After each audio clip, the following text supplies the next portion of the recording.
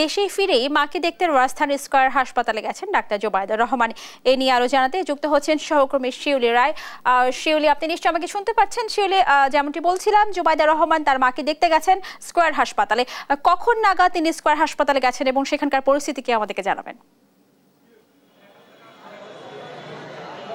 জি, যেমনটি আপনি বলছিলেন, আমি কিন্তু এই মুহূর্তে আছি স্কয়ার হসপিটালের সামনে। জোবায়দা রহমান, বিএনপির ভারপ্রাপ্ত চেয়ারম্যান তারেক রহমানের স্ত্রী জোবায়দা রহমান, কিন্তু উনি আসছেন তার মাকে দেখতে ঠিক 6:30টার পর এবং উনি সরাসরি চলে যান তার মাকে দেখতে এবং দীর্ঘ 17 বছর পরে কিন্তু উনি দেশে ফিরেন আজকে সকাল 10:30 নাগাদ তার শাশুড়ির সাথে এবং সেখানে গিয়ে কিন্তু উনি দেশে ফিরে কিন্তু গুলশানের যে বাসভবন ফিরোজা সেখানে কিছুক্ষণ অবস্থান করেন এবং ওইখান থেকে কিন্তু সরাসরি তার মাকে দেখতে আসেন।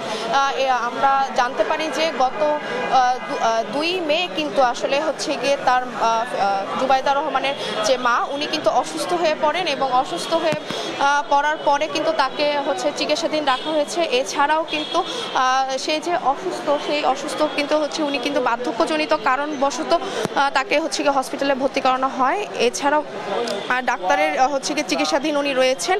তো এত বছর, দীর্ঘ 17 বছর পর উনি বাংলাদেশে এসেছেন এবং বাংলাদেশে এসে কিন্তু মায়ের টানে এবং মার ভালোবাসার টানেই কিন্তু উনি সর্বপ্রথম বাংলাদেশে এসে তার হচ্ছে মার সাথে উনি দেখা করতে আসেন এবং দেখা করতে এসে হয়তো উনি ডাক্তারের কাছে জানতে চাইতে পারেন যে কি অবস্থা, আসলে শারীরিক অবস্থা তার মার এবং এই শারীরিক অবস্থা আর হচ্ছে কি উন্নতি কতটুকু হয়েছে, মানে উন্নতি কতটুকু। এছাড়াও কিন্তু উনি তার যে 17 বছর আর হচ্ছে উনি দেশে এসেছেন, সে দেশে আসার পরে যে উনি